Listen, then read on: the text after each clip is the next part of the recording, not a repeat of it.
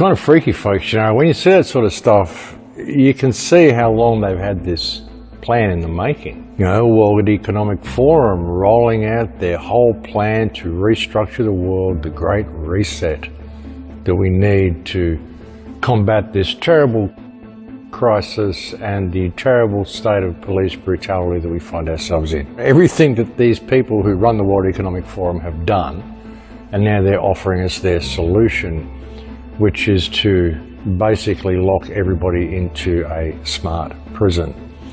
The smart prison that I've been telling you they're rolling out for so long. And to think that they've put this plan in place just kind of now as a response to COVID, you have to have rocks in your head, folks.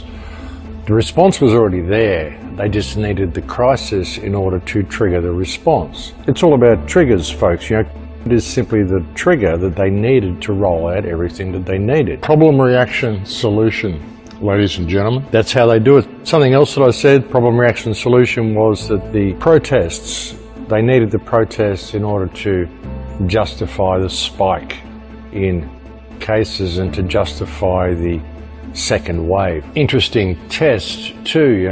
We know that these tests don't work. They even say that if you test negative, it may not really mean negative.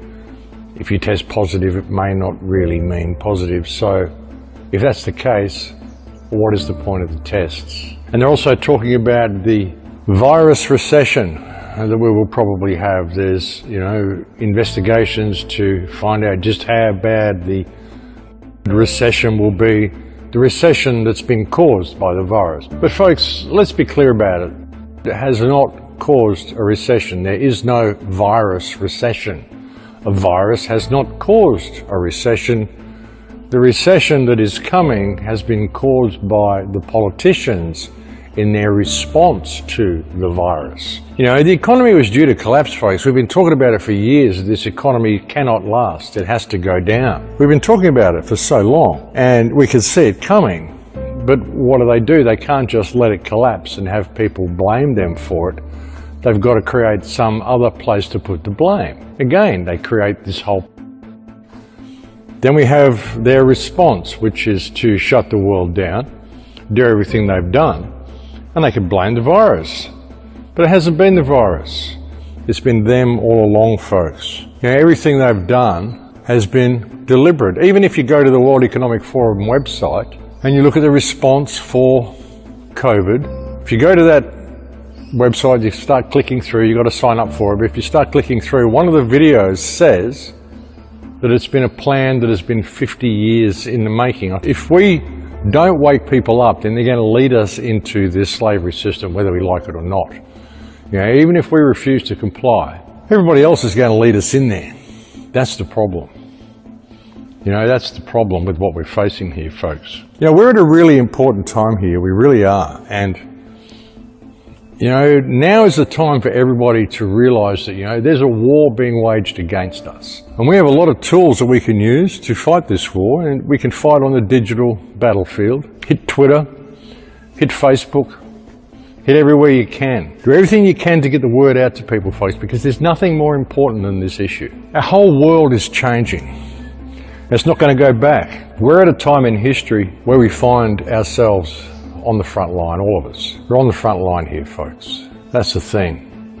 A lot of people just don't realise. World War III has already started. It's a war that's being waged against the people of the world by the politicians of the world. The problem is the people don't realise it's happening. This response to this social isolation, this removal of even our oxygen, we're not wearing masks. This is such bullshit, folks. Like I said, it's complete bullshit. Everything they're doing to us is to make us sick, folks. And that will be your second wave. The second wave will be fear and paranoia driven more than anything else. The first wave is fear and paranoia driven. How can they even have a second wave? There wasn't a first wave. There hasn't ever been a pandemic. It's all been about this legislation. It's all been about this police state. The whole thing, ladies and gentlemen, these parasitic morons that we have masquerading as government. What matters is that we realise what's happening and we realise the steps we need to take to get ourselves out of what's happening. The steps we need to take to find freedom again.